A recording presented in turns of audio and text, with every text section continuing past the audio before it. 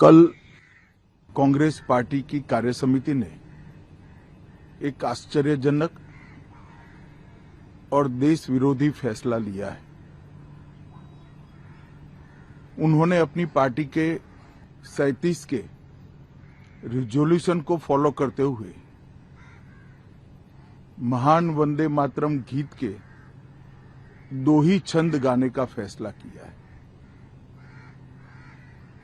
मैं इस समय पर पूरे देश को याद कराना चाहता हूं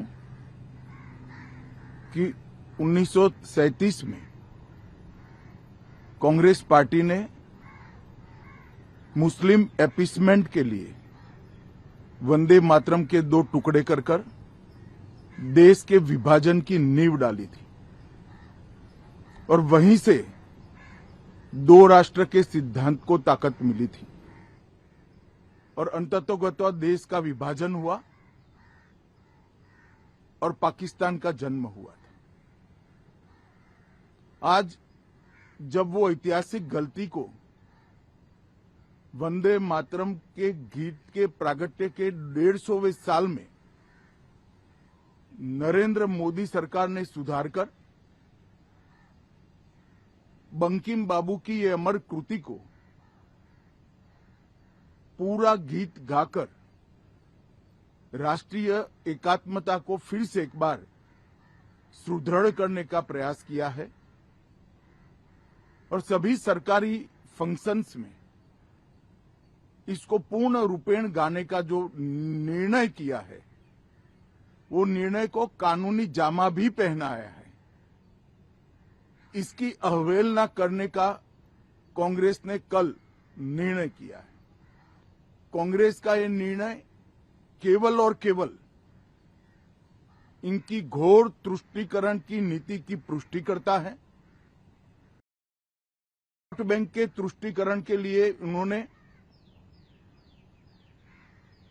स्वर्गीय बंकिम बाबू के इस अमर कृति का न केवल अपमान किया है, वो लाखों शहीदों का भी अपमान किया है जो वंदे मातरम का नारा लगाते लगाते देश की आजादी के लिए फांसी पर चढ़ गए, जिन्होंने कई साल जेल में काटे।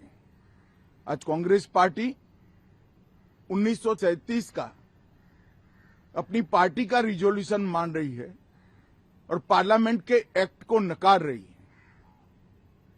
मुझे तो बड़ा आश्चर्य है, श्री राहुल गांधी की नेतृत्व में कांग्रेस पार्टी फिर एक बार इस देश में तुष्टीकरण की राजनीति को पुरजोश तरीके से आगे बढ़ा रही है। मैं देश की जनता को अपील करना चाहता हूं कि एक बार इस देश ने गलती करी थी वंदे मातरम के 2 टुकड़े होने देने की, और एक गलती के गंभीर परिणाम हमने भुगते हैं। अब देश की जनता एकजुट हो और कांग्रेस पार्टी के इस फैसले के खिलाफ आवाज बुलंद करे कि अब इस देश में तुष्टीकरण की राजनीति नहीं चलेगी। ये आजाद देश है। आजादी के 80 साल के बाद 1937 में जो फैसला कांग्रेस ने किया था, जिसको नरेंद्र मोदी जी ने सुधारा है, उसके सामने का कोई विरोध इस देश की जनता नहीं सहन करेगी। भारतीय जनता पार्टी कांग्रेस पार्टी के इस फैसले की कड़ी निंदा करती है और हम इसका जनता के बीच में और विधायी सदनों में भी पुरजोश विरोध करेंगे।